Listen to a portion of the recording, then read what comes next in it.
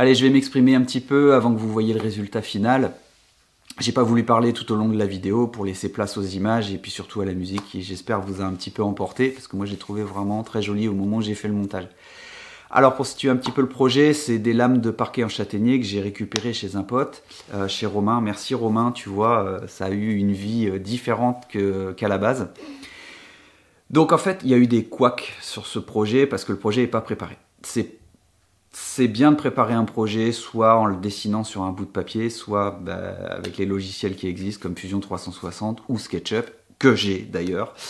Et je ne l'ai pas préparé puisque comme d'habitude, je vais un peu à fond et puis voilà, il y a eu des erreurs. Alors les erreurs qu'il y a eu, la première, c'est pas forcément une erreur, c'est plus, on va dire, en termes de météo.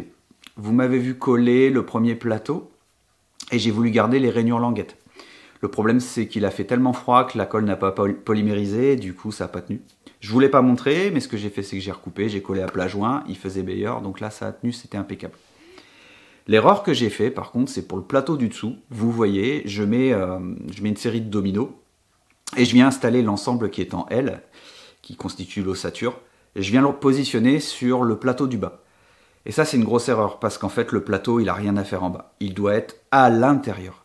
Par souci esthétique déjà, parce que ça permet d'avoir vraiment les montants dans la longueur complète, et puis surtout pour une tenue dans le temps. Imaginons qu'on mette quelque chose de lourd, ça va peser, ça risque de pouvoir tomber.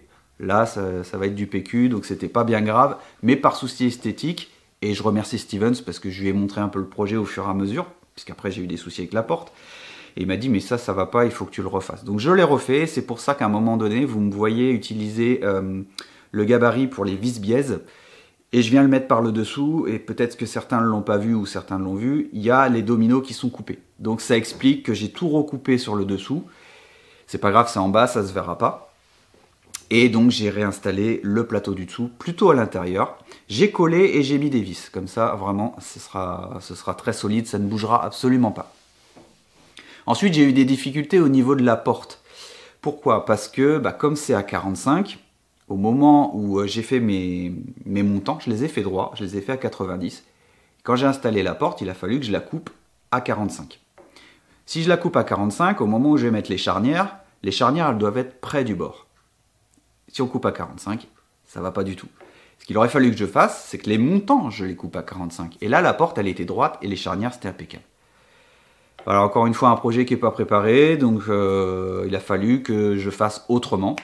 La solution aurait été, comme Stevens me dit, tu coupes ta porte à 45 et tu viens mettre des joues en plus.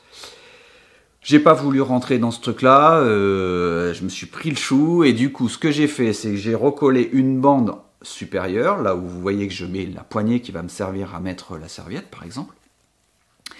Et après, j'ai coupé la porte à 45 et j'ai mis une charnière piano. Et vous allez le voir après, j'ouvre finalement comme si j'ouvrais un four. Voilà. Ensuite, pour que ça tienne, soit je mets un aimant, soit je mets un push-on, soit je mets ce que j'ai mis, la petite bande en bois, en 6 pots, qui me permet de contraster un petit peu au niveau du châtaignier. Et comme elle est mise vraiment pile poil, quand on la referme, elle vient frotter sur la partie du dessus. Et ça me permet de maintenir. Ça va tenir le temps que le bois est dans cette taille-là. Logiquement, les températures ici n'ont pas l'air de trop bouger, donc l'hygrométrie va pas trop permettre au bois de trop bouger, mais ça reste vivant. Si ça tient pas, je mettrai un aimant et ça ira impeccable. Je vous laisse découvrir les images de fin, du résultat final. Et puis si ça vous a plu, mettez un petit commentaire et un pouce en l'air, c'est très bon pour la vidéo. Et en tout cas, merci d'avoir regardé jusqu'au bout et de m'avoir écouté parler. Comme d'habitude, je parle trop. Voilà. Allez, à ciao!